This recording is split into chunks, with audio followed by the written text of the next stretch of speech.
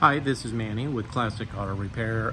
We are going to go over the repairs that were completed on the 57 Thunderbird. I'm just going to run down my list and discuss everything. The generator was replaced, which you can see up in here. We put a new generator, new pulley, adjusted your belts, and connected to the electrical system, the one-wire generator. And that's an upgraded generator that's going to produce more electricity for the battery charging. That also fixed that noise that was happening at startup, which was the result of the generator bearing being bad. Replaced the battery cable clamp at the top. I'll show you that here shortly. Let's run down. Okay, rear axle. The rear axle seal was replaced, which was causing the leaking on this side of the rear end, and that fixed that. You were asking me a question about sagging of the leaf springs, and we really don't do that here. We try to stay away from suspension as much as possible because actual fixes are very difficult to achieve based on a lot of moving geometry with these suspensions, whether it's this vehicle or any other car. One of the solutions a lot of folks will do is they'll add air shocks or coilover shocks here on the rear to help support any leaf spring sagging that may occur. So that may be something you may want to look into. The shocks look relatively new. I wouldn't say they were brand new, probably based on the bushing and the cracks on it, maybe 10, 15 years old. So putting a new set of shocks is not going to help with ride height, but it will help if you notice that the back end is bouncing around a little bit, you're losing traction on turns. The shocks will help with that. But don't really see any issues there. Again, original shocks. I don't see any structural problems with the springs. They look to be original clamps and pads. Like I said, I don't see any indication here of a problem. If you notice that one side is setting up higher than the other, then again, you may want to look into some air shocks on the back of the car for that problem to equalize the back. You're running pretty fat radial tires, so if you do hear something when you're taking turns, my father has been working on Thunderbirds for a very long time, almost 4 decades, and he's been a national judge for the Thunderbird group. And one of the things he said is on these radial tires, because they bulge out so far, they're so fat compared to the stock bias tires that originally came on the car. If the rear end moves around a little bit, you may see some fender skirt rubbing, which is what this is right here. If you look at that handle, this is your release handle for the fender skirts. It's rubbed, the paint is off of there from rubbing on the tire as it's going down the road. So one of the things you can do a little body work back here and move these fender skirts out a little bit, or like I said, be aware that your tires are bulgy and they're not stock, so that's why you're going to get some noise possibly when you're turning, or basically the rear end moving over a little bit under hard loads. But again, unless you're driving aggressively, you're not going to notice that. I looked for any rubbing on the front. One of the items was a noise when taking right-hand turns, and we showed you that we took apart the front wheel and the spindle nuts were loose, the bearings were loose inside of the race. We went ahead and re-greased the bearings on both sides, and we torqued them down to the proper torque levels and installed the safety keys, the pin keys on the locks, so everything is tight. And that, before I was able to move this tire back and forth about 1/4 of an inch, which would create a lot of play, a lot of metal grinding opportunities there, so be aware of that. The other thing here is you see how close this ball joint is to the tire. Same problem, the fat tires are going to cause a rub. Now this is, again, the suspension is down because we're on the lift. When it's raised up, the geometry changes and this opens up a little bit. But with that play that you had in the spindle nut and the loose parts inside of this wheel, that would have caused some play there that would result in a rubbing or a noise that you would hear under hard cornering, 15-mile-an-hour type conditions that you were describing. So again, just be aware that you do have tires that could rub against these in certain conditions, especially with those nuts being loose. But again, we've tightened everything to spec, so we're looking good there. We replaced the sway bar end link bushings, which cause a lot of noise and rattles when the bushings are worn out. We got these all on there with new bushings and new hardware, as you can see here. We also went around and greased all the ball joints and suspension parts so that you got plenty of grease inside of the ball joints and suspension parts that are moving. We replaced the missing bushing that was here, that was not here on the first inspection. We put the new bushing, washer, and locked down and torqued the front engine mount as it's supposed to be. You also had a loose nut up here on the control arms. There was a loose nut up here which would cause, again, some loose steering issues, and we took care of that while we were doing the other suspension repairs on the car. All right, moving down the list. Okay, so that covers the noises that we were hearing there. Let me run down this list a little bit further. All right, wire harness.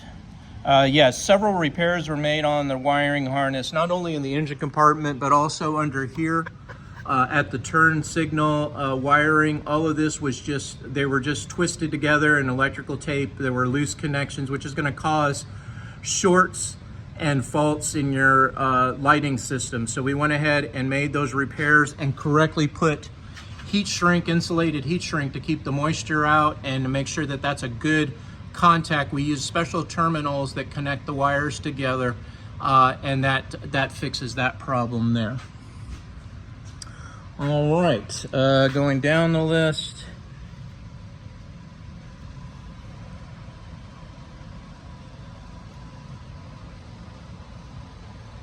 Just make sure I don't have anything on the bottom. We talked about the lower motor mount missing, generator bearing, let's see.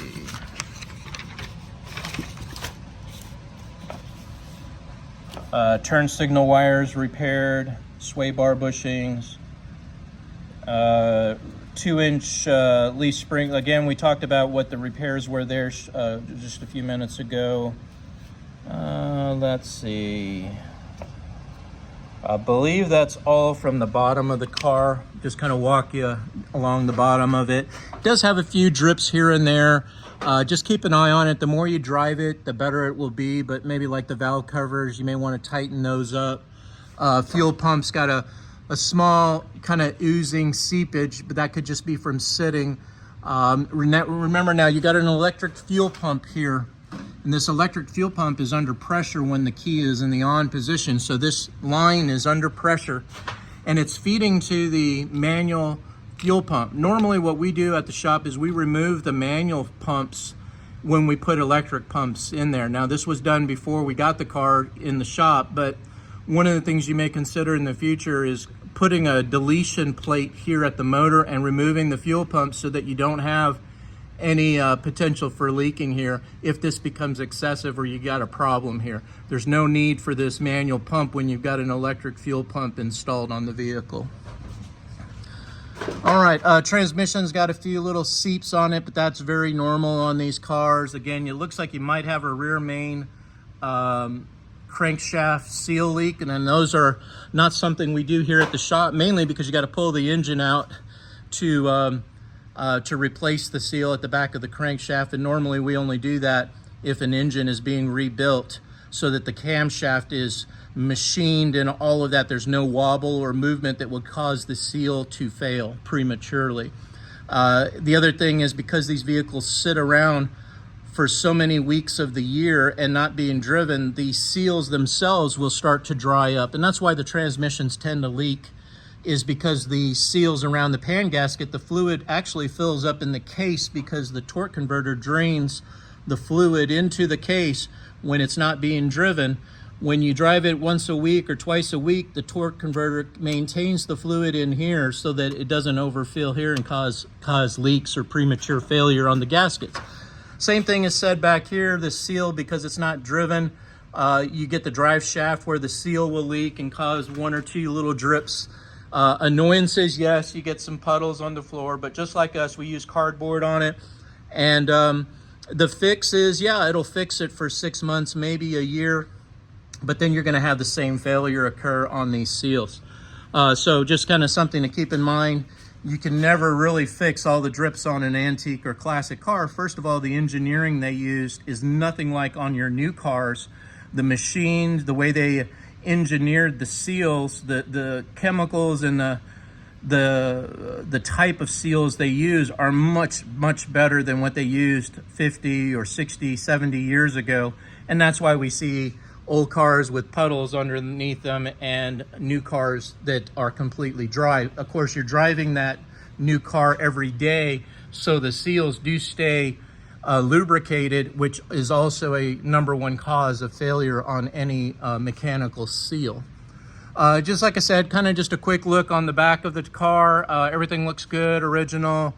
A few little exhaust leaks, as you can see here. You've got some holes in the exhaust, so something you may want to consider in the future is replacing the exhaust system by upgrading it with some new pipes so that you're not getting any of this exhaust into the cabin. If you have the top up, the windows closed, you get a lot of vapors underneath the vehicle. These mufflers are very old, and so you got some splices going on here and there where they've made modifications.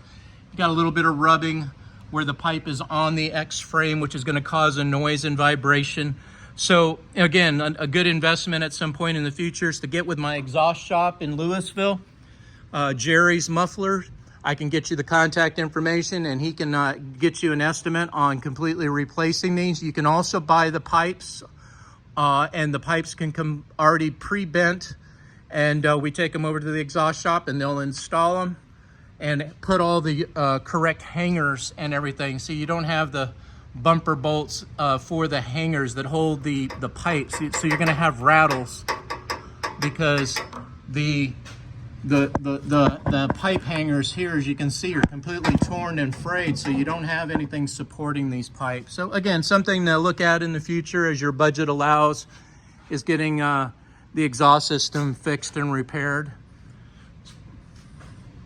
All right, let me go ahead and pull the car down and we'll continue the review of the repairs that we made on the vehicle. Go ahead and drop it down.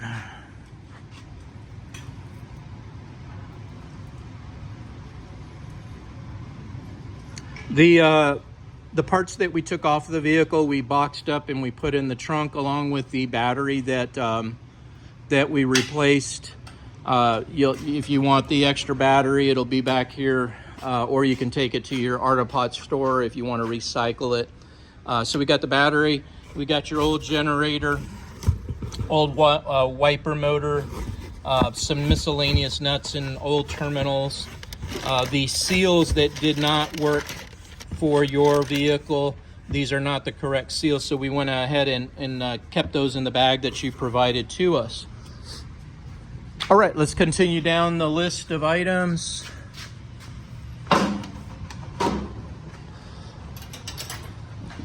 So on the wiring, a lot of these wires here were broken on your connectors, which is going to cause faults and problems. So we installed new terminal end wiring that plugs into these sockets correctly, tightly, and will be a good connection. The wiring was completely done incorrectly. We made a lot of time here to make these repairs. The headlight switch was also replaced. Let me go ahead and get this connected. The headlight wiring was bad under the dash too, so we made some repairs there as well. And then we upgraded your knobs where we could, but as you can see here now, you've got lighting in the dash the way you're supposed to. All of these are lit, and if you turn the knob left or right, it will allow the illumination to brighten or dim based on turning or rotating the knob. You want it to the left fully in most cases. You had a bad knob here on the headlight switch. We replaced that. We had OEM knobs here at the shop.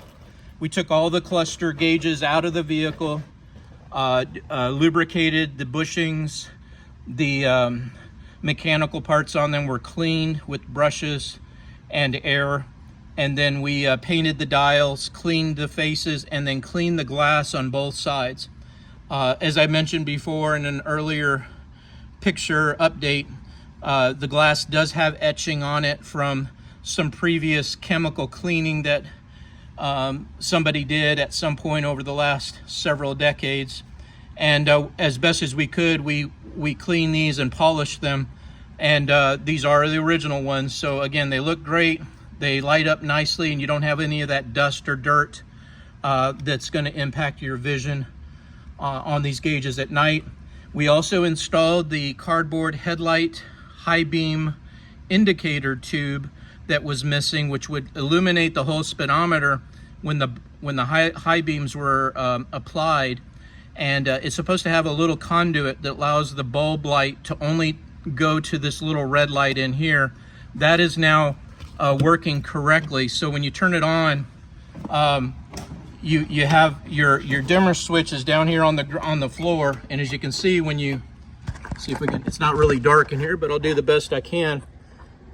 You can see it light up and dim back down, high beam, low beam indicator. Turn signals, we put all new bulbs and everything in the dash. So you got new turn signal indicator lights, which show your left or right turn. And then, there it goes. And then your oil light is lit. Because you have a new upgraded generator, you don't need the generator light anymore. That is from the old system or old voltage regulator. When you upgrade, you don't get that generator light anymore because it's actually an alternator, more so than it is a generator inside. Moving over here to the right, we now have the wipers, the new electric wiper motor installed, and as you can see, they work great. You got a low and high speed setting, and then park. So the knob just turns left to right. As you can see here, the knob is kind of installed in the dash. It's tight, but it doesn't look like the headlight switch with the bezel and the plastic indicator. On this one, based on the electric switch upgrade, this is the way that they're installed. However, I am locating a reproduction electric wiper switch that will be the right size so that I can put the bezel on and the identifying lock nut, but we'll have to see if that works. I'm still locating that. And as you can see here, the clock is not in here. I am going to put some tape on, or I'll probably put a rag inside of there to keep the dust from getting into the nicely detailed cluster. We don't want anything getting in there, so we will cover that to help that. We also replaced your lighter, cigarette lighter knob. It did not have a right one. It had like a 59 knob on it, as well as your radio knob. So these are all the correct style knobs now that you have on the vehicle. They all match and they are correct for the period.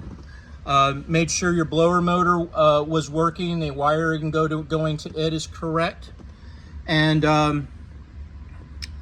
the bulbs anywhere back here, like the heater, was replaced so that you get the illumination at night from that as well. In the glove box, we installed, as you can see, when you turn the ignition switch on, the blue charge light is indicated, showing that this port for your USB charger is now under power. So you can put your phone and plug it in there, but you don't have to worry about draining the battery. If you forget to disconnect it, when you turn the key off, it will automatically shut off. So that's done and connected. The heater chamber box, which is basically a cardboard, 70 years old, it just deteriorated down here when we were installing parts. So When you do get the new heater core or do the repairs on your heater system, it's currently not connected. We will reconnect all the valves, put the chamber, they sell the chamber cardboard here. We will put a new heater core in there and connect it to the motor with a control valve when you want to go that route, or we can put an upgraded air conditioning heating system in the vehicle. Just kind of depends on where you want to go with it. Tightened up the support bars. They were not connected. We tightened these up and made sure everything was in there and correctly installed. There is no bulb or socket for your dash light here. It's something we can look at upgrading in a future visit. They do make the socket that I can install on there if you want to have that done on the vehicle. Don't forget that you do have a fuel pump toggle switch right here, and you got to make sure that that switch is in the on position. You'll hear it ticking when you turn the ignition on. The tach is fixed. We repaired the tach, so it's working correctly, and we got everything in the dash right now working as it should. All right, so let me move on.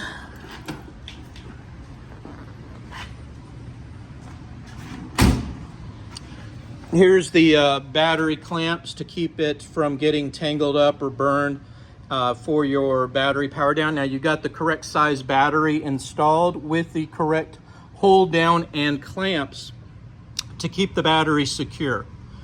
We also installed the correct firewall grommet for your main harness and retaining clamp and hardware. So all this is the way that it comes originally from the factory. We installed the missing clamp here that was potentially going to cause a fire because the wire was hanging at the hood latch. We made a bunch of repairs on the solenoid here. It was not facing the correct way.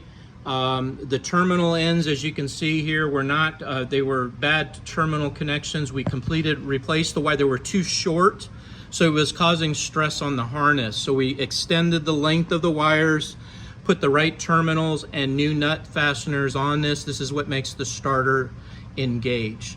We also made repairs to the harness, wiring, putting new electrical tape where needed, lengthening wires like for your choke cable. It was not connected correctly to the carburetor. We made those repairs as well. We also put the grommets in the firewall that were missing to help prevent vapors and heat from entering the cabin.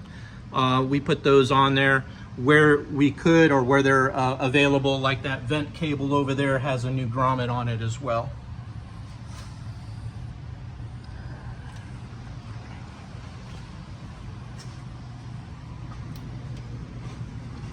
As you get a better picture of the generator that's installed on it now, and the wiring that we repaired and connected.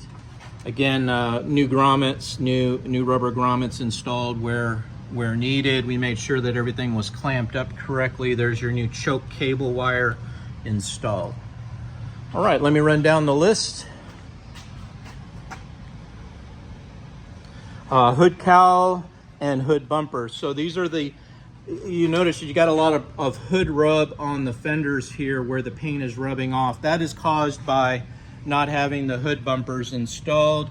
We installed those all the way around the car and adjusted. We also, what will cause it is this cowl seal on the top. It keeps water from entering and getting on your distributor, causing the engine not to run, but also it acts as a insulator for the metal parts to keep them from touching each other. So we installed a new one of those, as well as the hardware nails to install it.